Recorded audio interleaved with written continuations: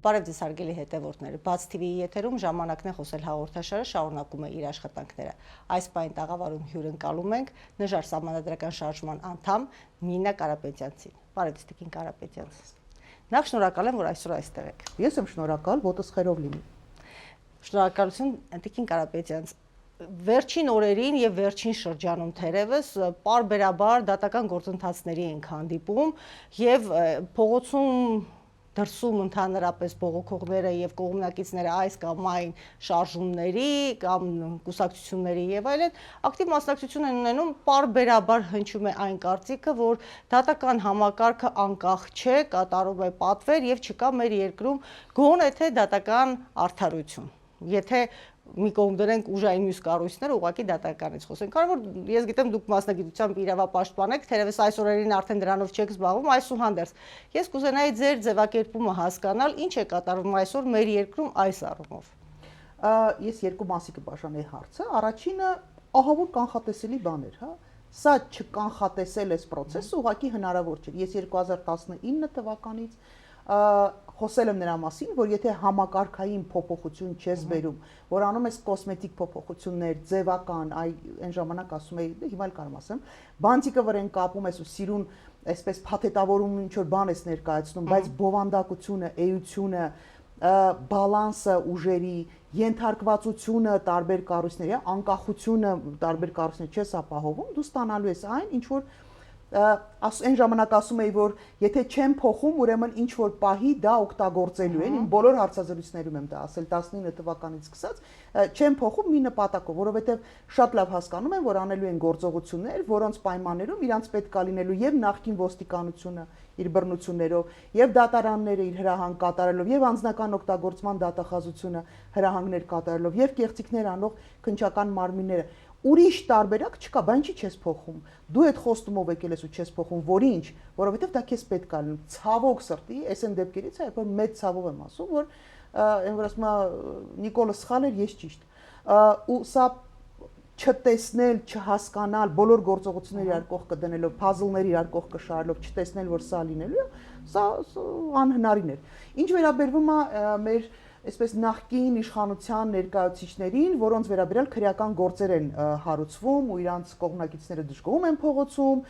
դատարանների մոտ միտինգներ են անում, շատ դժգոհ, հուզված, պատմում են, որ դատական համակարգ չկա, ժողովուրդ այդ համակարգը ձեր հայրերն են ստեղծել, հիմնադիր հայրերը այս այլասերված համակարգի ձեր շեֆերն են, ձեր ղեկավարներն են, ումից եք դժգոհում։ 35 տարի այս իրականության մեջ ենք մենք ապրում։ Իդեպ ասեմ, այնպես չի, որ իրանց կառավարման տարիներին իրանց չեն ասել, որ ժողովուրդ ջան, այդ համակարգը նենց փոխեք, որ վաղը երբ որ ձեզ ես եմ ասել, անձնապես ես եմ ասել։ Բացի ինձանից էլի շատ թվով մարդիկ այդքան բան չեն ասի իհարկե, որտեղ այդքան ռիսկ չուներ։ Բայց ասել ենք փոխեք համակարգը այնպես, որ երբ որ դուք հայտնվեք քրեակատարողական հիմնարկում, ասելա թե բանտում, որ այդ պայմանները մարդավայել պայմաններ լինեն, որ այն դատարանը, որը ձեզ դատելու է, դուք համոզված լինեք, որ այնտեղ արդարադատություն է։ Ես հիշում եմ այդ քմծիծաղը, ես հիշում եմ այդ ցինիկ պահվածքը արդարադատության նախարարության ներկայացուցիչների դատախազության մնացած։ Հիմա այն որ ասում է Ժորժ ջան, ձեր սրած մախաթը հայտնվել է դրա համար չնախատեսված վայրում, վայելեք։ Իրանց պարագայում ես ասում եմ վայելեք, որովհետև դուք եք նաև այն մարդիկ, ովքեր սրա համար պատասխանատվություն պիտի կրեն։ Հետևաբար հիմա նույն բանը ներողություն, մի քիչ երկար տևեց, նույն բանը պիտի ասեմ Նիկոլ Փաշինյանին։ Երբ որ դու այս համակարգը չփոխեցիր, հիշի, վաղը այս նույն համակարգը քեզ է դատելու։ Դու անցնելու ես այս նույն մամլիչ համակարգով։ Այս համակարգի շրջանակներում գործելով եւ շարունակելով մեր կենսակերպը բոլորս որևէ համակարգով, որով սովոր ենք ապրել, հույս կա, որ ինչ որ մի օր Նիկոլ Փաշինյանից որպես վարչապետ կկարողանանք ձերբազատվել եւ նա կհայտնվի դատական իշխանության արչեւ կամ արդարադատության արչեւ որևէ դրսևորված։ Երկու տարբերակ կա, քանի որ սահմանադրությունը այնպես է կառուցվել ի սկզբանե, որ որևէ մեխանիզմ գոյություն չունի այս անկման, այս հակասահմանադրական, այս հակապետական, եթե կուզեք հակաբարոյական process-ը կասեցնելու իրավական գործիք չկա, այսինքն սահմանադրության մեջ կամ որոշ այլ օրենքի մեջ Սերժ Սարգսյանի ասում է, ուրախացեք, ցնծացեք, պարոն Սարգսյան, ձեր սարքած այդ օրենքների մեջ այնպես է համակարգը դասավորած, որ տարբերակ չկա Նիկոլ Փաշինյանին կանգնեցնելու։ Սրա միակ տարբերակը Impeachment-ի հաշվարկն էլ այնպիսին է, որ դու պիտի ունենաս բավական մեծ թվով ձայներ, որ այս պարագայում գրեթե անհնարին է, զրոյական է։ Այսինքն տարբերակը երկուսն է։ Մեկը դուրս գալ փողոց, ինչպես 18 թվականին մարդիկ դուրս եկան փողոց, մեծ թվով մարդկանց դուրս հանել փողոց, բայց գիտեք, ընդդիմությունը մեղմ ասած եւ պարակտված է եւ ընդդիմության մեծ մասի նկատմամբ վստահություն չկա, հետեւաբար հասարակությունը որ պահին որտեղ երևում է մի հատ ընդդիմության կամ ասենք ասենք նախկիններից որ մեկը որտեղ երևա, ժողովուրդը ձեռներ լվանմա թողումա գնումա տուն։ Եվ երկրորդ տարբերակը դա ընտրություններն են, որպեսզի մեր ժողովուրդը հասկանա, որ այո Նիկոլ Փաշինյանը ունի իր մոլի երկրպագուները, որոնք անիմաստ է փորձել փոխել, որը որ կայուն իր հետ մնալու է։ Հաստատապես, դա երևի, չգիտեմ, 10, 15, 16, 20%, հա, թող լինի։ Ինչ որ մի մասն էլ ինքը ապարատից կօգտագործի, բոլոր ժամանակների իշխանությունները ունեն պետական ապարատում աշխատող մարդկանց ձայների քանակը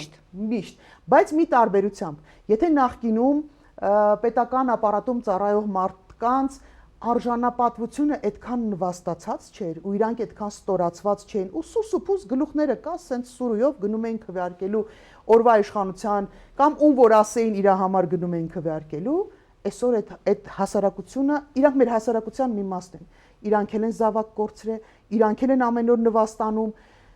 ես բնականաբար անուններ չեմ տա բայց պատկերացրեք իրավապաշտպան որը միշտ հակադրության մեջ է եղել օրինակ ոստիկանության հետ ինձ մոտենում են գործող ոստիկանների բավականին բարձր կարգավիճակ եւ ուսադիրներ ունեցող մարդիկ ու ասում են չեք կարողանում մի բան անեք, ել չենք դիմանում։ Ասել է թե ոստիկանությունը այլևս քորու այսպես բան, հա, մի գծով չի գնալու քվեարկելու Նիկոլ Փաշինյան, իրանք չեն հասկանում այսքան բանը։ Պետական ապարատը այտենց մի սուրու ոչխարի նման չի գնալու քվեարկելու։ Տիկին Կարապետյան, եթե նախկինների հետ համեմատենք, իսկ չհամեմատել չեն կարող, որքան էլ ասում ենք չխոսենք սևեր սպիտակներից եւ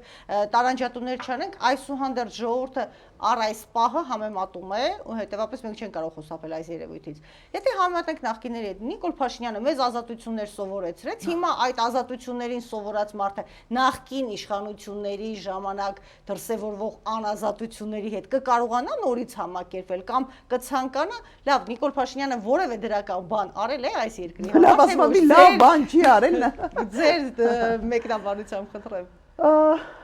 Հիմա կդժվարանամ ինչ-որ բան ասել դրական, որովհետև գլոբալ իմաստով դե անպայման ասում են, չէ, ճանապարհը սարքել, դպրոց է սարքել, ժողովուրդ, կան ամենակարևոր հարցերը, որոնց հնարավորությունը 18 թվականին կար։ Ես ասում եմ, օրինակ պատկերացրեք, եթե կա 18 թվականին կար 1000 միավոր 1000 գործ, որը կարելի էր անել, ու ինքը արել է, ասենք 4-ը։ Հիմա դա դրական պիտի գնահատենք, թե պիտի համարենք, որ այդ process-ը տապալված է, որտեղ 18 թվականին այս մարդը այնպիսի լեգիտիմություն ուներ, որ ոչ մեկ երբեք Հայաստանում այդպիսի լեգիտիմություն չի ունեցել։ Բայց պիտի ընդունենք, որ մեր մարզի բնակչությունը սովորաբար ասում են, մենք մի կյանք այստեղ ապրել ենք, մենք ճանապարհ չենք ունեցել, ցեխի միջով ենք անցել եւ փոսերի միջով մեր բոյոյի չափի։ Այդ շատ ճիշտ են ասում։ Ամենապարզ եւ ցուցում բնութագրումներն եմ ասում, հենց ինչպես իրենք են ասում։ Եվ այս պահին արդեն այս իշխանությունը այդ հարցը լուծել է։ Հիմա նա որպես բնակիչ սովորական նա չի մտածում, այ այս ֆինանսը, որը տրամադրվել է այս ճանապարհը կառուցելու համար, կարելի է այլտեղ եւ ավելի նպատակաուղղված եւ ավելի եկամտաբեր ծրագրով օգտագործել կամ նույն ճանապարհը կառուցել, բայց ավելի տնտեսապես շահավետ պայմաններով եւ այլն։ Նա փաստ տեսնում է, որ ինքը ունի ճանապարհ, վերջապես ունի 30 տարի ոչ ոք այդ մասին չի մտածել եւ միայն այս իշխանությունը մտածեց։ Համաձայն եմ, բայց այդ նույն մարդը գյուղացի, թող գնա մի հատ իրանց գյուղի գերեզմաններ ու տեսնի ինքը բան ունի ասելու այն դրոշը որ դրած է ու 20 տարեկան երեխա այնտեղ պարկած։ Թող գա Եռաբլուր տեսնի այդ երեխեքին ինքը բան ունի ասելու։ Էլ եմ ասում, դու ունես հնարավորություն 1000 միավոր գործողություններ անելու եւ դա շատ ռեալ է, ավելի քան ռեալ է, որովհետեւ այն ժամանակ ես գնում էի վիճում էի այդ թվում նաեւ Վենետիկի հանձնաժողով, սաղ ասում են, չէ, Վենետիկի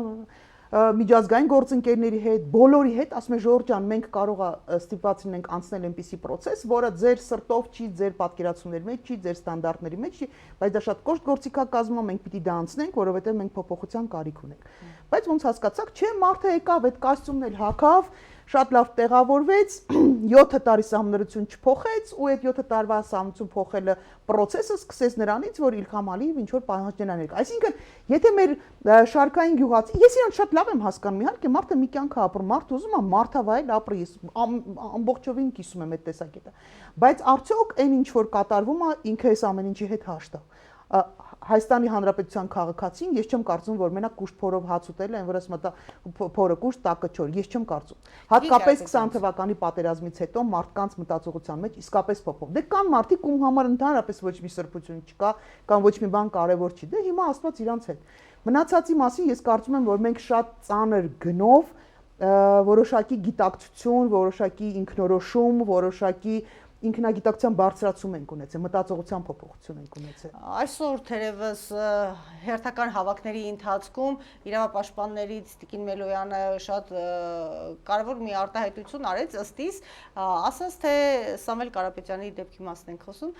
Սամվել Կարապետյանի դեպքում ընդամենը եղել է հարցազրույց, որին չեն հաջորդել համապատասխան գործողություններ քննչական, որ պարզաբանվի այդ խոսքերի տակ որևէ էական գործիք եղել է կամ գործողություն եղել է, որը կարող է հաստատել այդ խոսքերի վտանգավոր լինելը եւ անմիջապես, այսպես հրահանգի ներքո նա կալանավորվել է այս պահի դրությամբ արդեն մենք խոսեցինք այն մասին, որ նախկին իշխանությունների համար են թերևս դրսում հավաքներ եւ բողոքներ, բայց չէ որ Սամվել Կարապետյանի դեպքը օրինակ սրբազանների դեպքերը մի փոքր դժվար է, այսպես իսկ այսօր արդեն մի քանի եւս եկեղեցական 6 հոգի, եթե չեմ սխալվում, մինչեւ մեր զրույցի պա 6 հոգի པարզ չի։ Մեր ընթացքում ինչ process տեղի կունենա։ Արդյոք այս անարդարությունը միայն նախկին իշխանությունների ստեղծածի եւ նրանց հետ էր կապված եւ չկա անարդարություն ընդհանուր առմամբ բոլոր այն մարդկանց նկատմամբ, ովքեր ուզում են որևէ բան դրական բան անել երկրի համար, արժեհամակարգերի համար, հայի ինքնության եւ այլն։ Թե բոլոր դեպքերում մենք պիտի ընդունենք, որ այս գործողությունները թերևս ինչպես այս իշխանություններն են ասում, հրահանգված է դրսից։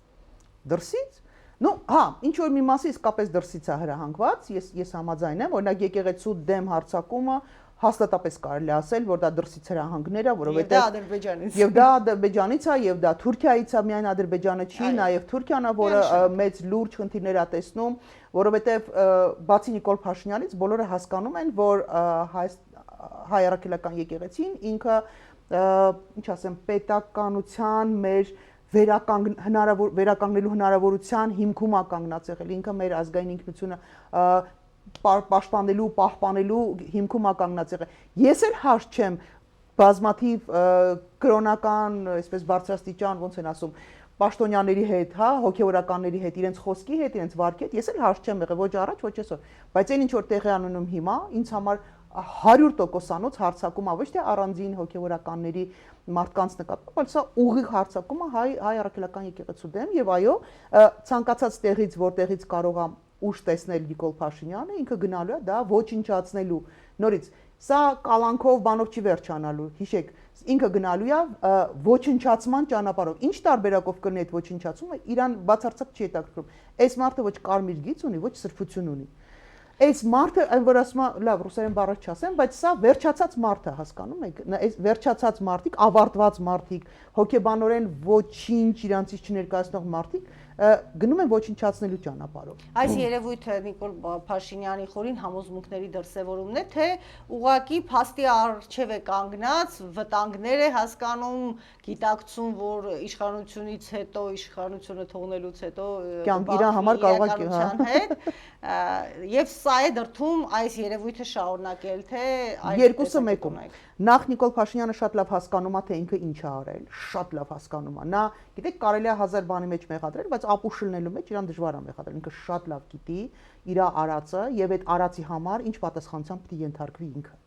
Եվ երկրորդը, այ իր խոց, ինքը հասկանում է, որ ինքը պաշտպանված է այնքան ժամանակ, քանի դեռ ինքը պաշտոնի է նստած, քանի դեռ այդ հազարավոր ոստիկանները, որոնք մեր հարկերով վարձատրվում են, պրեմիաներ են ստանում ու մնացած բոլոր բարիքներ, երբ որ զինվորը սահմանին, հա, տղաները այնտեղ փող են վերցնում, փող են պահում, ինչ որ բացինքի համար առանձին փող են պահում, չգիտեմ ինչի համար առանձին փող են պահում։ Ոստիկանը ստեն, որ ասում է ժողովրդական լեզվով, օտի դու ապրում է։ Այդ ոստիկանների թիկունքում թաքնվելով ինքը միայն կարող է իրան ապահով զգալ։ Մնացած բոլոր իրավիճակներում ինքը գիտի, որ սենց խնդիր ունի, մեծ խնդիր ունի։ Եվ երկրորդը իհարկե կան հրահանգներ։ Այդ իր պաշտոնում վերարտադրվելու պաշտոնավորելը շարունակելու համար ինքը ինչ որ մեկի սատարումը պետք է ստանա։ Սեփական ժողովրդի սատարումը ինքը չունի ու չի կարող ունենալ, բացի այն մոլորված 15%-ից, դրսից ինքը մեղմ ասած այդքան էլ վստահություն չի, որովհետև այն խոպոպի նման մի օր ստեղա գնում թաթիկները համբյուրում, մի օր ընդեղա գնում թաթիկները համբյուրում, այսինքն Միացյալ Նահանգների դեմս նախագահի բարեկամությունը ամոթել այն, որ ասում է ոչ անունը գիտի, ոչ երկիրը գիտի, ոչ էլ մի խոսքով խայտարակություն։ Ինքը պիտի գտնի ներսում չունի սատարում, դրսում պիտի գտնի նրանց, ովքեր հետաքրքրություն ունեն Հայաստանում եւ իրանց հետաքրքրությունները առաջ տանելու համար այս մարդուն կարան օգտագործեն full, ասեց անգլիացիների։ Ինչ են ով կարա ստեղ հետաքրքրություն ունենա, Ադրբեջանը, Թուրքիան։ Իրանք սրտանց պատրաստ են սատարել։ Միակ սատարողները այսօր Նիկոլ Փաշինյանի, դա Թուրքիան է եւ Ադրբեջանը, ուրիշ ոչ մեկ իրան չի սատարելու, որտեւ ինքը Հայաստանի պատմության մեջ ամենաանհետեւողական, ամենաանվստահելի, ամենաանկանոն շարժումներ անող եւ գործողություններ անող ղեկավարն է։ Մենք կարող ենք չսիրել նախորդ կամ չընդունել նախորդ մեր ղեկավարներին, բայց իրանց դիրքորոշումը շատ հստակ էր։ Այդ մարդիկ պատկերացնում են գնում են դեպի Ռուսաստան եւ հասկանալի էր, ընդունելի չէր իրանց դիրքորոշումը, բայց հասկանալի էր եւ իրենք կանխատեսելի են, իրանց գործողությունները հասկանալի ու կանխատեսելի են։ Այս մարդը ասում եմ Իրիկունը գնում է, ասում է մենք Միացյալ Նահանգների հետ պայմանագիր ենք կնքում, հետո գնում է Եվրոպային, ասում է մենք գիտեք, չէ՞, ասում է օրենք ենք ընդունել, գնում ենք դեպի Եվրոպա, մեկ էլ հոп թռավ գնաց Շանխայ, ԱՄՆ դրել է բալանսավորում, ի՞նչ բալանսավորում, գնում ես մանգաս քեզ ով տիրություն կանի։ Այդ տենց որփի նման սեփական ժողովրդի աջակցությունը չունեցող այդպես պիտի վարվի։ Արդյոք պիտի երկիրը ղեկավարողը ընդհանրապես ոչ միայն Նիկոլ Փաշինյանը, ով էլ որ լինի, ի սկզբանե կողմնորոշում ունենա արտաքին որևէ ուժին հետևելու առումով։ Արդյոք պիտի փնտրես քեզ հովանավոր կամ քեզ պաշտպան։ Միգուցե ճիշտը տնտեսական ճանապարհ կառուցելներ, տնտեսական եւ նաեւ անվտանգության առումով մի նախագիծ ունենալը, որի հետ կապված կգտնվեին մարդիկ, կազմակերպություններ եւ երկրներ, ում շահերը քո շահերի հետ կհամընկներ եւ նրանք էլ կլինեին այդ հովանավոր կոչեցյալները կամ օգնականները, օժանդակողները, ռազմավարական գործընկերները, որովհետեւ նրանց ձեռք կտան։ Իսկ հակառակ դեպքում ինչու պիտի ձեռք տա Հայաստանը որևէ ուժային հզորի գերտերություն։ Մենք ունենք նժար սამდրական շարժումը ունի մի փոքր այլ մոտեցում։ Հիմա կվերադառնամ ձեր հարցին։ Մենք համարում ենք, որ առհասարակ մեկ անձի կամքից պիտի մեր երկրի ապագան կախված չլինի։ Մեր բոլոր ժամանակներում են համակարգերը, որոնք մենք ունեցել ենք, նախագահական, կիսանախագահական, պարլամենտական, իսկ կառավարման մոդելները, որոնք եղել են, իրանք թույլ են տվել, որ մի հոգի կամ մի հատ խմբակ գա ու սենց ամբողջը զավթի։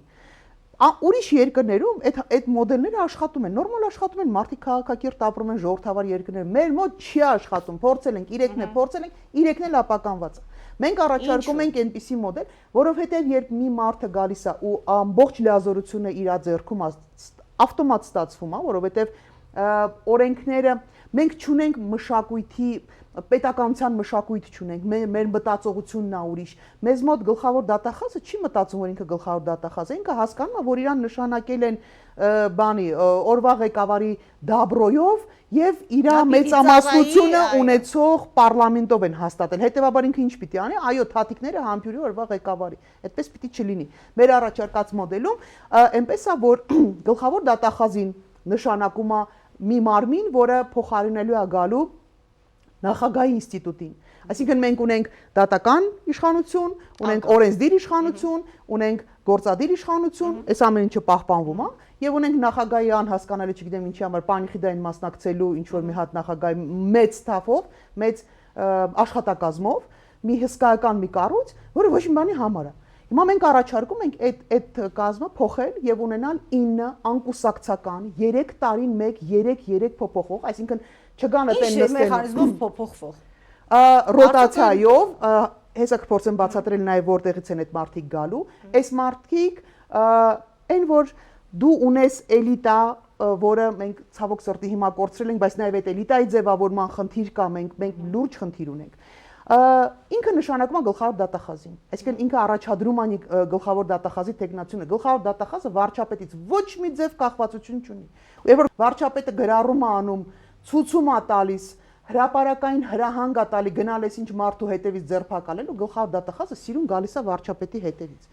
Հակակոռուպցիոն մարմինների նշանակում են այս պետական խորհուրդը, որպեսզի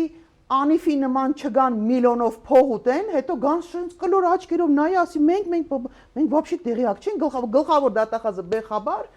բանը այնան չանը։ Հակակոռուպցիոն մարմինները շենց կլոր աչքերով իրան անում, ասում մենք ինչ բանից տեղյակ չենք, որովհետև կախվածություն ունեն։ Այն ժամանակ նոր մոդելի մեջ իրանք կախվածություն չեն ունեն եւ այսպես շարունակ։ Ոնց են ձևավորվում այդ մարդիկ, ինչու եմ այս հարցը տալի, որովհետև մենք տեսել ենք նաև նախկին ղեկավարների օրոք այս նույն համակարգը մի քանի ամիս գործեց, չէ՞, Սերժ Սարգսյանի օրոք եւ մենք հասրեցինք տեսնել այդ դրսևորումները նմանատիպ, որ որքան է լինի միանձնյա, ել ավելի նախկին պայմաններում կար կոալիցիա եւ այդ կոալիցիայի հետ շատ բարեհաջող կար համագործակցություն, այսօր բարեկամներ ենք, վաղը իբրև թե թշնամիներ ենք, հաջորդ օրը նորից բարեկամներ ենք եւ այսպես ներքին պայմանավորվածությունների հաշվին մենք պարբերաբար տեսնում ենք, որ երկիրը տանում են մի ուղղություն, որը որ կարծես թե հետո հենց դուրս են գալիս այդ կոալիցիայի կազմից, քննադատում են այդ իշխանությանը, բայց հետո հետ են գնում եւ բարեհաջող աշխատում են։ Ես ուզում եմ հասկանալ այդ տարբերակը ինչ մեխանիզմով պիտի ընտրվեն, որ չլինի այս երևույթը նորից։ Մենք նորից ունենալու ենք ինքնորոշման ազգային ինստիտուտ։ Սա նորից առանձին մարմին է, սա պետական կառավարման մարմին չէ, այսինքն այս օղակների հետ կապ չունեցող, բայց սա մի մարմին է, որտեղ դաստիարակվում են, որտեղ պատրաստվում են, նախապատրաստվում են եւ կադրեր, սկսած չգիտեմ գյուղապետերից նախարար, այսինքն պատահական մարդ չի կարա գանստի նախարար։ Սա լուրջ պաշտոն է, այո դա քաղաքական պաշտոն է, բայց դա լրջագույն բեռ ու պատասխանատվություն ունեցող, որոշումներ կայացնելու ունակություն ունեցող մարդկանց համար է։ Այսինքն տարբեր մակարդակներում, տարբեր աստիճանների, հա, որակավորումներ ա տալու, որոնք մարդիկ կարողանան զբաղեցնել որոշակի պաշտոններ։ Ամենավերևում մարդիկ հնարավորություն են ունենալու, գիտեք, մենք ունենք բացառիկ որակյալ մարդիկ, որոնք իրենց ոլորտում պրոֆեսիոնալ են, որոնք ունեն գիտելիք, ունեն փորձ, ունեն կամք, ունեն բարոյականություն, ունեն արժեհամակարգ, բայց այս մարդիկ երբեք ներգրաված չեն եղել պետական կառավարման համակարգում, ինչի, որովհետև այն լղոզված կերպարները արմունկներով իրար բրբրթելով, սրա նրա տակ լավություն անելով, սրա նրա տակ, չգիտեմ, թաթիկներ համբյուրելով, եկել հասել են ինչ-որ պաշտոնների, կամ նշանակել են ամենաստոր կերպարների, որտեղ ստորին ավելի հեշտ է կառավարել։ Ինք ավելի այս մարդկանց համար սա լինելու է այն լիֆտը, ոնց ասեմ, սոցիալական լիֆտը, որով իրանք հնարավորություն են ստանալու բարձրանալ հասնել միջև եւ ճանաչելիության եւ անպայման եւ հեղինակության իրենց հատկանիշները, որպեսզի հասկանալի լինի։ Ամեն հաջորդ этаպում իրանք ավելի ֆիլտրվելու են, ավելի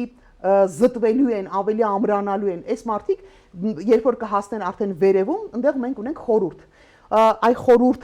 խորհուրդը առաջարկելու է ամեն 3 տարին մեկ 3 անց այդ վերև քիչ-քիչ վերև բարձրացած մարդկանցից, բայց առաջի этаպում սամդրական փոփոխությունների ժամանակ մենք վերևի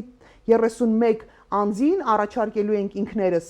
ցուցակով ենք առաջարկելու, դա բաց ցուցակ է լինելու, մենք հրապարակային ժողովրդին ասելու ենք, որ այս 31 հոգին է եւ ժողովուրդը իմանալու է ովքեր են լինելու առաջի этаպում այդ արժանավոր մարդիկ, ովքեր իսկապես ունեն եւ փորձ եւ գիտելիք, իսկ այդպիսիք դուք չեք պատկերացնում ինչքան շատ են Հայաստանում։ Թվում է թե չկան, բայց իսկապես կան այդ մարդիկ։ Տիկին Կարապետյանց, սա արդյոք ենթադրում է, որ իշխանությունների տարանջատման եւ հակակշիռների ստեղծումը լիարժեք այս միջոցով հնարավոր կլինի կայացնել։ Այո, որովհետեւ սա բերելու է այնպիսի իրավիճակի, որ գործադիր մարմին, ասելա թե վարչապետը, նախարարների կաբինետը իրանք ունենալու են բավարար լիազորություններ պետությունը նորմալ կառավարելու համար եւ ներքին գործերի նախարարությունն է իր ձեռքի տակ լինելու եւ պաշտպանության նախարարությունը եւ արտաքին կապերը, սա ամեն ինչ իրան, բայց եւս կա մի կարևոր բան։ Պետական խորհուրդը ինքը ունենալու է վետոյի իրավունք, վետո դնելու վարչապետի ազգային ժողովի որոշումների վրա։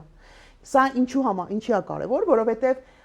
եկեք պատկերացնենք իրավիճակ, որ ենթադրենք Նիկոլ Փաշինյան օրինակ ոչ թե գիտակցաբար է գնացել այսպիսի գործողությունների, այլ մարդուն ստիպել են, պարտադրել են, չգիտեմ, ճնշել են, հետապնդել են, օրինակ։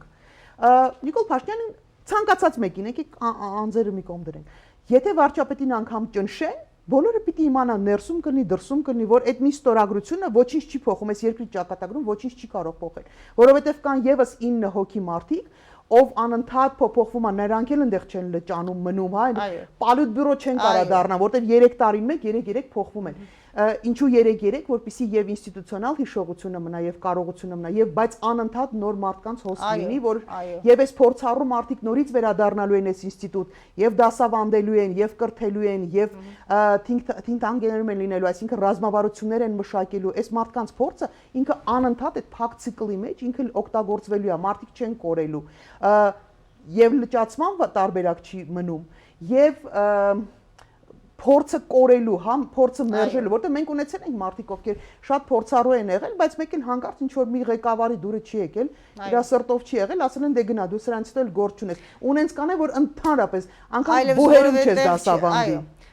Սա նշանակում է, որ ոչ միազնային իշխանությունը տեղի կունենա այս վերաբերմունքը, ոչ երկրում միազնային իշխանությանը։ Նման առաջարկներով բազմաթիվ հայտարարություններ են եղել, կան տարբեր անհատներ, քաղաքացիական ակտիվիստների նույնիսկ, երբ ամեն օր թերևս երեկոյան օպերայի տարածքում, քաղաքում, ընդհանրապես տարբեր հարթակներում այս առումով հայտարարություններով հանդես են գալիս։ Դուք ձեր մեկ կազմակերպությամբ եք այս որոշումը կայացրել եւ որևէ համագործակցության պատրաստ եք արդյոք նմանատիպ այլ կառույցների, ովքեր առաջարկում են նույն սահմանադրական բարեփոխումները, նույնը չլինի, բարձր մեխանիզմները, պատկերացումները, դրսևորումները այլ կլինեն, բայց բոլոր դեպքերում սահմանադրական բարեփոխումներ, որպեսզի իրապես ինստիտուցիոնալիզմի մեխանիզմով գնանք, ոչ ասելու միազնային իշխանությանը։ Ես գրեթե բոլորին դաշտում ճանաչում եմ, շատ մեծ հարգանքով եմ վերաբերվում իրան, շատ իրականում մի մասին էլ անկեղծորեն սիրում եմ, բայց չնեղանան ինձանից, բայց ոչ մեկ sense բան չի առաջարկում։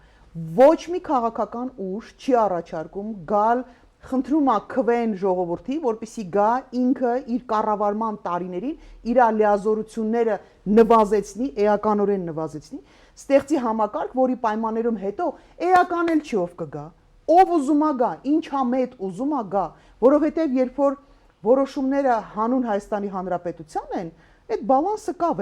վերահսկողը կա։ Պրոբլեմ չի ինչ առաջարկ կանեն, հա, ժողովուրդը ում ձայն կտա, իրանք կգան այդ հետագայի համար։ Այս պահին ուրիշ ոչ մեկ բացի մեզանից չի առաջարկում գալ ու սահմանափակել քո լիազորությունները ու ստեղծել այնպիսի համակարգ, որ այլևս չլինեն ոչ դիկտատորներ գան իշխանության, ոչ դա հնարավոր կլինի անել։ Առաջին կան գործողություններ, որոնք առաջին օրվանից սկսելու են իրականացվել, որովհետև դրանք առանձնապես մեծ փոփոխությունների կարիք չունեն, բայց դա սահմանադրական փոփոխությունների անհրաժեշտություն ունի եւ այնպես չի որ դու պիտի գաս, ասես այս իմ սահմանադրությունն է, բոլորդ գնում եք խելոք քվեարկելու։ Իհարկե այդտեղ պիտի լինեն նաեւ հանդիպումներ, քննարկումներ, տարբեր կողմերի ներառականությունը պիտի ապահովի, որտեղ միայն մոդելի փոփոխության մասին չի խոսքը, ստեղ բովանդակություն կա, որովհետև մենք գրված է ուսանության մեջ, որ մենք սոցիալական, իրավական, հա, իջոպետություն ենք, բայց դա ոչ մի ձևի բացված չի տալի, հա, դա պիտի տա։ Հիմա հանդիպումների մասին։ Այո, մենք բոլոր առողջ, adekvat ուժերի, որոնք իսկապես ազնիվ են իրենց մղումների մեջ, անգամ ով որ ազնիվ է, այդքան էլ ազնիվ չի, իրանց հետ ենք հանդիպում։ Բայց կողմի սահմանադրական բարեփոխումներին դուք պատրաստ եք համագործակցել։ Մենք պատրաստ ենք համագործակցել հետեւյալ 3 պայմանների համար։ Նախ մենք կուսակցություն չենք ստեղծել հատուկ, որպեսզի չունենանք կուսակցությունը պետք է ունենա կուսակցական ծրագիր, որտեղ են տոկոս, մոգոս, ինչ որ բաներ, հա։ Սա վերկուսակցական է, սա այնքան կարևոր է, որ մի կուսակցության անելու գործը չի։ Սա իսկապես ընդհանուր ուժերով համախմբված անելու process պիտի լինի, եւ մենք ընդամենը 3 հարց ենք դրել, եւ սա որպես ֆիլտր ենք համարում։ Առաջինը դա մոդելի փոփոխությունն է, այ ոնց որ ասեցի, երկրորդը դա համապարփակ անվտանգության համակարգի ներդրումն է, որովհետև բանակապետության անվտանգությունը 18-20 տարեկան երեխեքի վրա թողնել դա անբարոյականություն է։ Մենք չենք ընկել այդքան, ճիշտ է, մեզ անդադ ներքև են քաշում, բայց մենք այդքան չենք ընկել ու մենք ամեն անգամ ամեն ծանր իրավիճակում ապացուցում է մեր հասարակությունը, որ բոլորը, չգիտեմ, փախստականներին օգնելուց միջև զինվորի կողքը կանգնելը, դա մենք պատրաստ ենք անել, բայց դա պիտի լինի համակարգված, հասկանու՞մ, դա ամբողջ պետություն։ Ամեն անգամ կամավոր սկզբունքի վրա թողնելը դա ավելի։ Եվ դա համապարփակի մեջ մտնում են նաև տնտեսությունը, ռազմարտունաբերությունը, էլի բազմաթիվ դիվանագիտությունը, ամբողջ սպեկտրը ինքը պիտի ծածկի եւ դա հենց առաջի օրվանից է իմի դեպի հնարավոր անել եւ թվանշային պետություն ենք մենք ասում, մենք համակարգը աշխարհը գնում է դեպի թվային գործիքների օգտագործում։ Թվայնացման։ Ապրեք, եթե մենք չունենանք մեր թվայինը, նշանակում է, որ ինչ որ մի պահի գալու են ու պարտադրեն մեզ ուրիշի համակարգերը։ Ուրիշի համակարգ նշանակում է քո ամբողջ դատաբազան լինում է ուրիշի մոտ։ Ուրիշը այսօր քեզ սիրում է, վաղը կարող է չսիրի։ Ուրիշը այսօր մենք այդ դրսևորումները բազմաթիվ անգամ ունեցել ենք։ Առավել եւս, երբ արհեստական բանականության ծրագրերի շրջանակում աշխատող մենք ունենք լավագույն դեպքեր, ովքեր հնարավորություններ եւ առաջարկներ ունեն։ Ինչու սա չի օգտագործվում հենց մեր երկրում մեզ համար։ Այո, մեր անվտանգությունը, որովհետեւ թվային անվտանգությունը դա եւս անվտանգության մի մաս է։ Դա միայն տեխնիկական ինչ որ տեղեկություններ չի, դա այսօրվա դա, այսինքն այսօրվանից սկսած եւ վաղը իհարկե հատկապես վաղվա օրվա համար թվային անվտանգությունը կարևորագույն էլեմենտներից մեկն է առնելու։ Հետևաբար մենք այս 3 հարցն ենք, որոնք որ մեր համընդհանուր անվտանգության մասին են, մեր համընդհանուր անվտանգությունը պետք է ապահովեն, այս 3 հարցի շուրջ մեզ համար շատ կարևոր է, որ մարդիկ հասկանան եւ ընդունեն։ Դուք հանդես եք գալիս սահմանադրական բարեփոխումների նախաձեռնությամբ։ Պարոն Փաշինյանը բազմաթիվ անգամ այս 7 տարիների ընթացքում հայտարարել է, որ նման նախաձեռնություն տեղի ունենալու է, գործընթացները գնում են, բանակցություններ կան, քննարկումներ կան եւ այլն եւ այլն։ Այդ հանձնաժողովի հետ, որը աշխատում է այն առաջարկի վրա, որը պատրաստում է ներկայացնել քաղաքացիական պայմանագիրը, դուք համագործակցություն ունեք, չունեք, տեղյակ եք բովանդակությունից, թե ոչ, ընդհանրապես կարծում եք այն, որ մենք փորձում ենք գեներացնել բնակչության մոտ այս վերջապես իրապես արմատական լուծման մի առաջարկ, չի նույնականացվելու հետո ՔՊ-ի առաջարկի հետ եւ մերժվի ելնելով նրանից, որ Ադրբեջանը պահանջ ուներ մեզ մոտ սահմանադրական բարեփոխումներ անելու եւ այլն եւ այլն։ Ի տարբերություն Նիկոլ Փաշինյանի, մենք իսկապես գնում ենք փոփոխությունների։ Չի կարելի 7 տարի նույն բանը ասել, որ անելու ես ու չանել։ Այսինքն այս մարդը արդեն ապացուցել է, որ չի անելու։ Այսինքն չի անելու պետության համար, չի անելու իր լիազորությունները կասեցնելու համար, կրճատելու համար։ Ինքը անում է մի բանի համար, որովհետև Ալիևը տենց պահանջ ունի։ Մենք չենք գնում սահմանադրության փոփոխելու, մենք գնում ենք սահմանադրական փոփոխություններ անելու, այսինքն մենք սահմանադրությունը չենք փոխելու։ Այդ իր ախմախ թեզերն էլ թազա նոր գցած ինչ որ պետությունների հարաբերությունների դա ես անգամ այդ հարցին չեմ էլ հռչակագրի թեման, որը ամենացավոտն է։ Այդ թեմաները փակված են, մենք ունենք սահմանադրությունը մեր ներքին փաստաթուղթն է, սա մեր ներքին որոշումն է, մեր ժողովուրդը պիտի որոշում կայացնի։ Եթե ամբողջ ժողովուրդը կանգնեց ասեց, այո, մենք պատրաստ ենք այս ամեն ինչը փոխել, դու չես կարող ժողովրդին ասել, Ժորժան կներեք, բայց չէ։ Բայց ժողովուրդը կկանգնի, մենք ունենք այն հասունությունը, որ ժողովուրդը կանգնի։ Ես ժողովրդից եմ խոսում, բայց ես իրականում շատ թերահավատ եմ մեր կուսակցական համակարգի նկատմամբ, որովհետև Հայաստան որտեղից ինչին հավատակ։ Մենք ունենք մի քանի հատ կուսակցություններ, որոնք դե ասենք դաշնակցությունն է, օրինակ հանրապետականն է, հա, բայց կներեք էլի ասում եմ, երբ որ մարդիկ խոսում են, երբ որ իրանց հերոսը Նժդեհն է, բայց իրանք Ռուսաստանի մոլի երկրպագուն են, այստեղ ինչ-որ դիսոնանս կա, էլի, մի հատ կողմնորոշվեք։ Մի խոսքով, մեր ոչ մեկին չեմ ուզում նեղացնեմ, բայց տեսեք, մեզ մոտ կուսակցական ինստիտուտները այդպես էլ չկայացան, եւ պատահական չի, որ չկայացան, որովհետեւ կուսակցություններն են, որ հատկապես պարլամենտական երկրի պայմաններում իրանք այդ շարժիչ ուժն են։ Ինչ շատ անգամ իրավապաշտպան եղած ժամանակ ինչ շատ անգամ մեղադրել են, ասում են քո տեքստերը մաքուր քաղաքական են եւ կարելի ասել անգամ կուսակցական ինչ որ բան։ Բացատրում եմ, ասեմ, թե սա պիտի ասի կուսակցությունը, ու կուսակցություն չկա, որ դրա մասին խոսում է։ Բա մեկը պիտի խոսա դրա մասին, թե՞ չէ։ Սա ստացվում է, որ իշխանության մեջ գտնվող կուսակցական ուժերը հատուկ են ստեղծել իրավիճակ կամ ունեն իրենց գրպանի կուսակցությունները, այսպես ասած, դրա համար է մեզ մոտ այսքան վատ իրավիճակը, թե մենք չունենք այն միտքը մեր բնակչության, մեր մտավորականության, ընդհանրապես մարդկանց մեջ, ովքեր հետաքրքրված են նմանատիպ հարցերում, չունենք այն ներուժը, որից ստանանք իրապես արդարացի նպատակներ ունեցող, պրինցիպներ ունեցող, ծրագրեր ունեցող կուսակցություններ։ Մենք այնքան ներուժ ունենք, դուք չեք պատկերացնում։ Այդ մենակ Հայաստանի ներսում Սփյուռքը, էլ չեմ ասում, մենք ունենք տիեզերական մասշտաբի հնարավորություններ, որոնք չօգտագործելը ուղղակի պետության դեմ, քո սեփական ժողովրդի դեմ հանցագործություններ է։ Դե հիմա մենք փաստացի չենք Ինչու օգտագործում այդ ինչու չի լինում, որովհետև շատ པարզ, որովհետև ոնց էր ասում, բոլորը մեր կլիենտներն են, բոլոր կուսակցությունները անցնում են Մելիք Ադամյանով, հետո բոլոր կուսակցությունները, բոլորը չէ իհարկե, մի մասը անձնական օգտագործման սատելիտներ սկսեց ստեղծել Նիկոլ Փաշինյանը, այն որ գալիս են տենց մեկ-մեկ է քննադատում են, բայց դու գիտես, որ իր ռոպագանդիստն է ու իր անձնական օգտագործման իբր ընդդիմադիր կուսակցություններն են, բոլոր ժամանակներում, այդ տենց, ինչ ասեմ, դա նաև մի քիչ բանի հետ է կապված, հա, ու ամենակարևոր հարցը, որ անդադ շրջանում են, ինչու մարդիկ չէին ուզում կուսակցություններ գնալ մտնել, ես էլ երկար ժամանակ այդ մտքով եմ ապրել, որովհետև այդ թեզն էր պատտվում, ասում էին քաղաքականությամբ զբաղվելը անբարոյականություն է, եւ սեփական օրինակով ապացուցում են, որ այո, անբարոյական ձևով են իրանք այդ քաղաքականությունը վարում։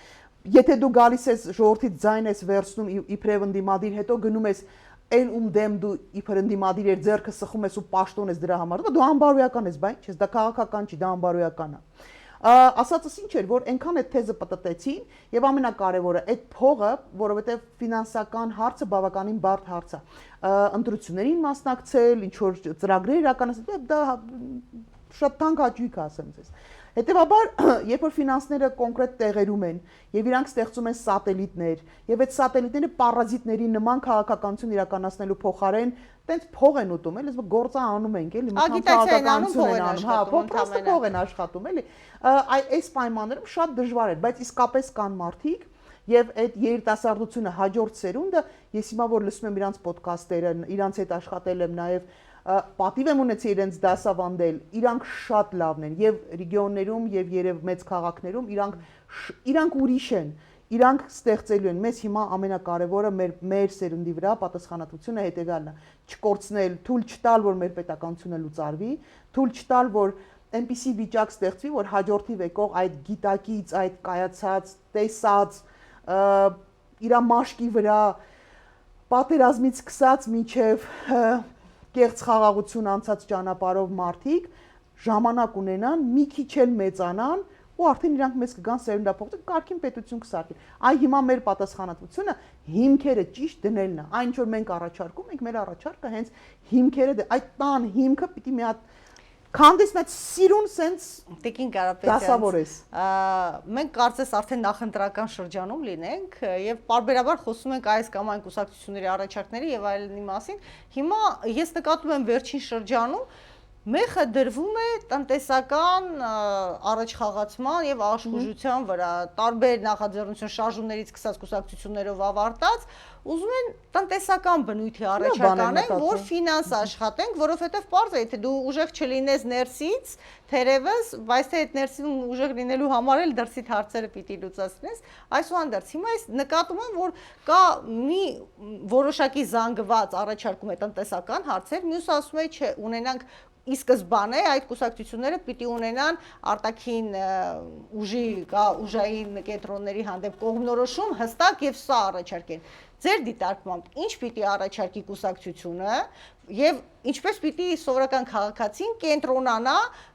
ինչպես ընտրել այդ կուսակցությունների մեջ, որն է իրապես առաջնահերթ։ Արդյոք մենք պիտի սպասենք 26 թվականի հերթական ընտրություններին, թե հնարավոր է հասցնել որևէ բան անել միջև ընտրությունները։ Մեր բոլոր փոփոխությունները, այս փոփոխությունները, որ դուք եք առաջարկում, կապված են Նիկոլ Փաշինյանի կառավարման շրջանի հետ, թե դա Նիկոլ Փաշինյանից հետո։ Արդյոք եթե նորը եկավ եւ դա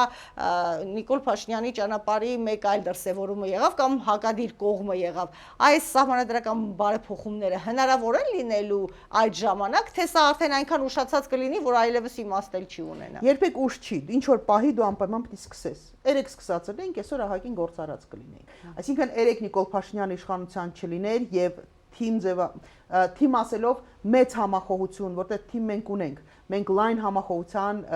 փնտրտուկների մեջ ենք։ Անշուշտ այս փոփոխությունները հնարավոր է անել միայն լինելով իշխանություն։ Երբ որ դու գալիս ես իշխանության եւ ունես հնարավորություն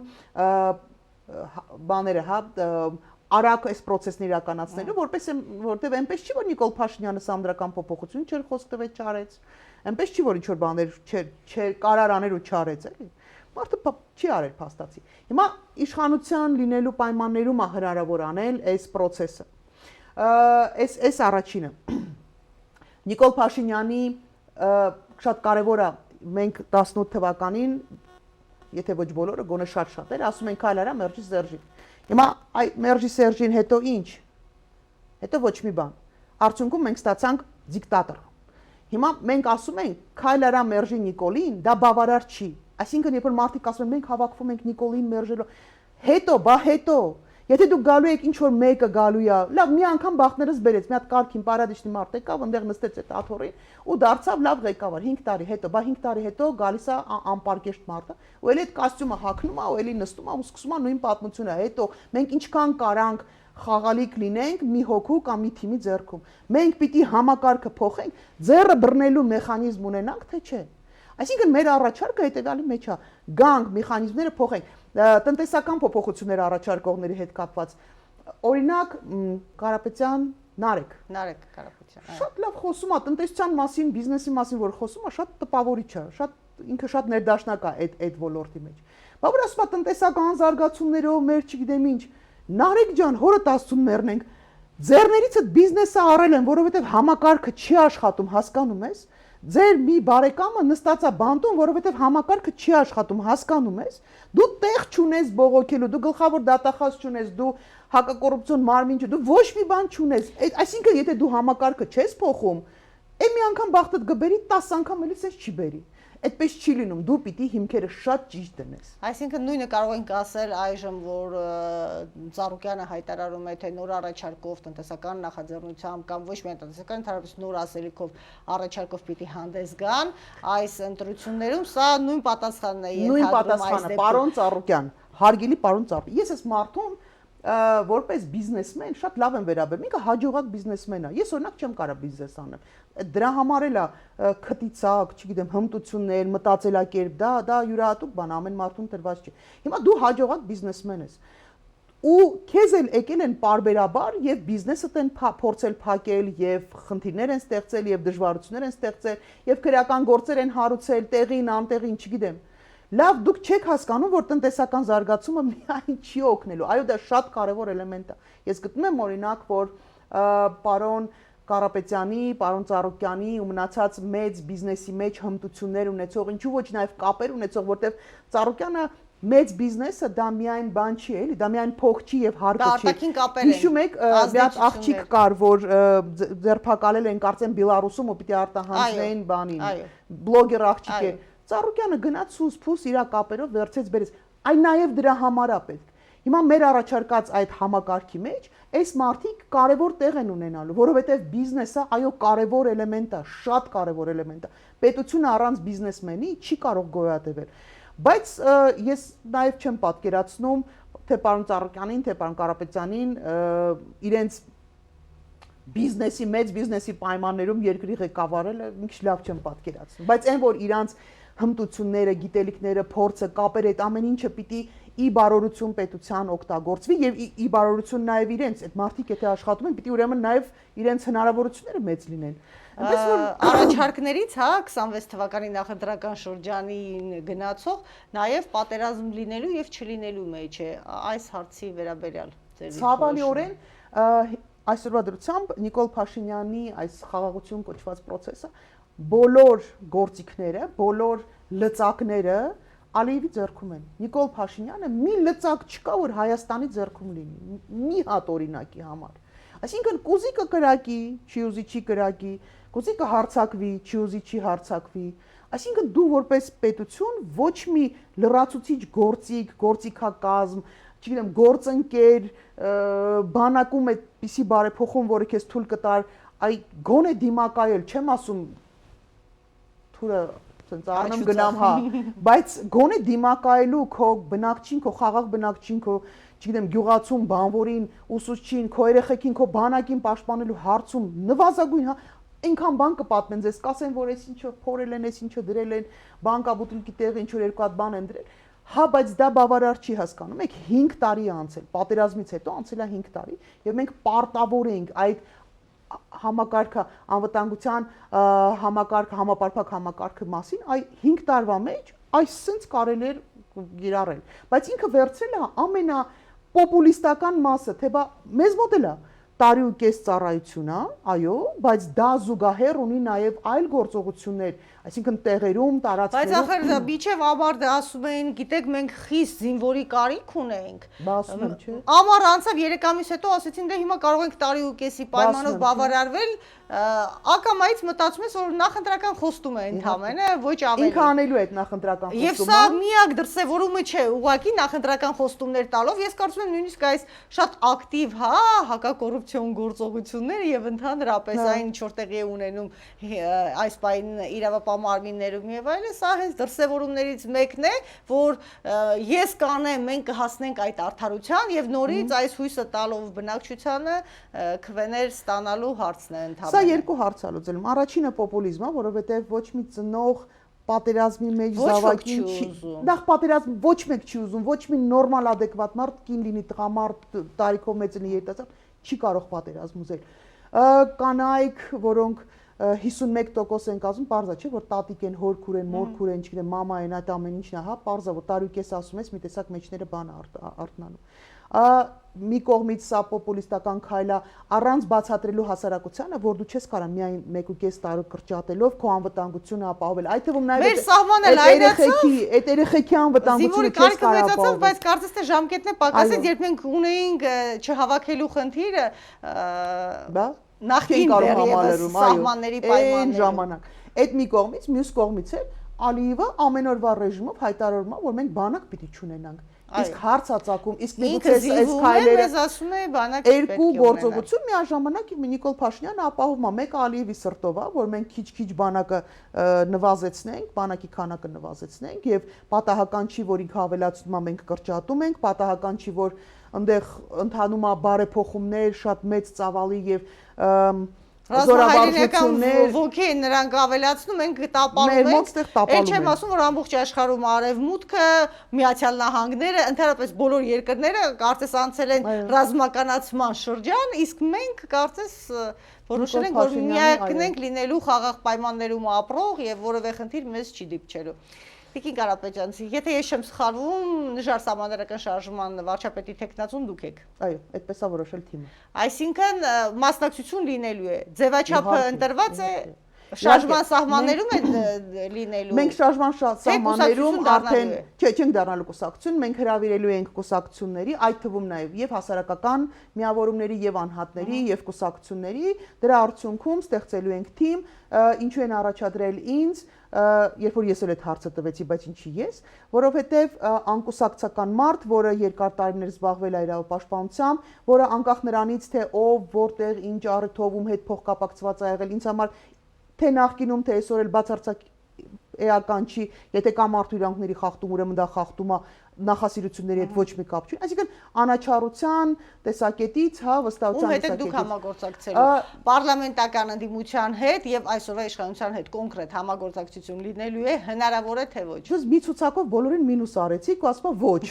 Ոչ, որովհետեւ այդ մարդիկ պատրաստ չեն, Նիկոլ Փաշինյանն ընդհանրապես բան չկա համագործակցելու, դա բացառված տարբերակ է։ Ընդդիմությունը ցավոք սրտի ինքն իրեն դիրքավորում այնպես, որ ես օրինակ չեմ տեսնում։ Մենք օրինակ մի տարբեր մի պայման չասեմ, բայց ֆիլտր որպես ասեմ, մենք համարում ենք, որ լուստրացիան դա պարտադիր պայման է։ Մենք չենք կարող շարունակել այդ կամպրոմատներով ապրել, այսինչ է, ինչական է, իրար դավաճան ասելու, մենք չենք կարող 7 տարի հետո ասում են, թե Նիկոլ Փաշինյանը ագենտ էր կամ իր թիմակիցները, ախ, գիտեիք ագենտ էր, ասեիք 7 տարի առաջ, 7 տարի հետո ասում եք, որ ինչ անենք, այո։ Ու մենք պիտի անցնենք լուստրացիան։ Չեմ ասում, որ ինչի եք թողել ագենտ մնա, դուք իշխանության եք այդ օրերին։ Ապրեք, ես վստահ չեմ, որ այսօր պարլամենտում գտնվող երեք ուժերից կամ չգիտեմ, քանի կուսակցություն դեղակին մարդ կա, այդ մարդիկ պատրաստ են անցնել լուստրացիայի process-ը, ես վստահ չեմ։ Եթե իսկապես անկեղծորեն հասկանում են կարևորությունը լուստրացիայի եւ պատրաստ են այդ process-ով անցնել, որտեղ ես իրավապաշտպան եղած ժամանակ էլ որ ասում են լուստրացիան անխուսափելի է, ես ասում եմ ինձանից սկսեք։ Ես այսօր էլ եմ ասում ինձանից սկսեք։ Այն մարդիկ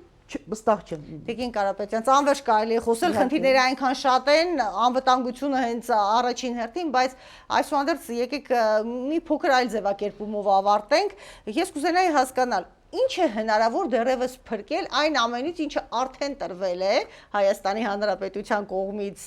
այլ երկրներին եւ ընդհանրապես այն զիջումները, որ տեղի են ունեցել, դեռևս հնարավոր է որևէ հարցի հետ նահանջ այլ լուծում, որը կառուցողական կլինի մեր երկրի համար։ Սկսած Արցախի հարցից, ավարտած այն բոլոր գործերը, որոնք մենք միջազգային դատարաններում ունենք, բայց կարծես զարգացում չկա, հետ են քաշում գործերը եւ ընդհանրապես կա դիրքորոշում, որ այլևս պետք չէ պահանջներ ներկայացնել, մինչդեռ պահանջները ադրբեջանական կողմը ներկայացնում է եւ դրանով իսկ լեգիտիմացնում է այն абսուրդը ես եւ դեռ շարունակելու է ներկայացնել, ասեմ։ Միանշանակ հիմա ձեր դիտարկմամբ ինչ կարող ենք փրկել այսօրվա կորուստների առումով եւ հետ վերադարձնել։ Երբ դու ունես պետություն, կայացած ինստիտուտներով, որոնք գործում են բացառապես Հայաստանի Հանրապետության եւ հայության շահերից, լայն իմաստով հայության, երբ դու ունես քո կողքին սփյուռքը ոչ թե որպես 1000 ներողություն, կթուկով, երբ դու ունես, դու օգտագործում ես ամբողջ ծավալը քո հնարավորությունների, երբ դու օգտագործում ես քո հնարավորությունները նաև առաքելական եկեղեցու եւ ոչ միայն առաքելական եկեղեցու կապերը հնարավորությունները, դու չկա հարց, բացի մեր մարդկային զոհերից, չկա աշխարհում հարց, որը հնարավոր չի լուծել։ Հետևաբար, մենք պիտի կայանանք որպես պետություն։ Ես հասկանում եմ, որ մարդիկ հենց հիմա, հենց այսօր, հենց այս վարքյանին այո պատասխանն են ուզում, բայց ես գիտեմ, որ դրա տարբերակը մեկն է։ Մենք որպես պետություն պիտի բարձրացնենք մենք սուբյեկտայնությունը, մենք մեր բոլոր գործիքը միգուցե կոպիտ է հնչում, բայց մեր բոլոր հնարավորությունները պիտի մեկտեղենք եւ այո Հայաստանը պիտի լինի աշխարհի լավագույն երկրը եւ կարող է լինել։ Փաշինյանը ասում է, եթե մենք սա անենք, Ադրբեջանը չի թողնի, նույնիսկ չի թողնի, որ մենք անենք, մենք կսկսենք Ադրբեջանը կկասեցնի պատերազմով։ Սա հավանական է։ Հաջողություն Նիկոլ Փաշինյան։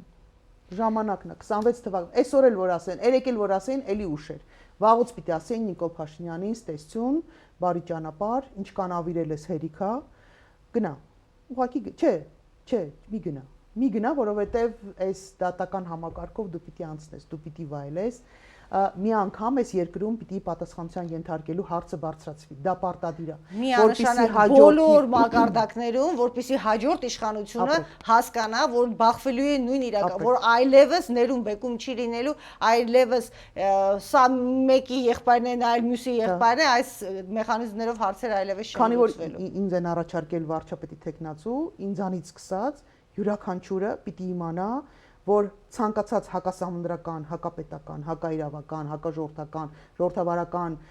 հակաբարոյական գործողության համար դրա համար կա դատարան։ Այդ դատարանը ես իմ ձեռով ասում եմ իմ գործընկերների հետ, այն մարդկանց հետ, ովքեր արդեն մեզ միացել են, եւ այն մարդկանց հետ ես համոզված եմ դեռ մեծ թվով մարդկանց հետ, ովքեր մեզ միանալու են, մենք կառուցելու ենք այդ երկիրը, որտեղ յուրաքանչյուր մարդ կիմանա, որ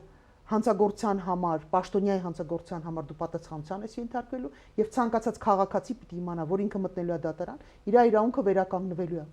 որ չի լինելու տարիներով դատարանների դռները գնալ ու միտինգ անել։ Եվ գործերը անգամ երկար չեն տևվելու, որ ժամանակը անցնի, այլևս իմաստ չունենա պատիժը կիրառելու առումով դա էլ լուծում ունի, ամեն ինչ լուծում ունի, ասում եմ, մենք մի բանի լուծումը չենք կարող տալ, դա եռաբլուրի պատասխանը չենք կարող տալ, բայց մեր պատասխանատվությունը հենց եռաբլուրի առաջ դրա մեջ է։ Մենք իրանց վճարած գինը պիտի ստանանք նորմալ պետություն, իսկապես պետություն պիտի ստանանք։ Շնորհակալ եմ։ Հարգելի հեռուստադիտողներ, հիշեցնեմ մենք զրուցում ենք Նժար Սահմանադրական շարժման անդամ Նինա Կարապետյանցի հետ։ Շնորհակալություն, կհանդիպենք մեր հաջորդ հրաժարակցության։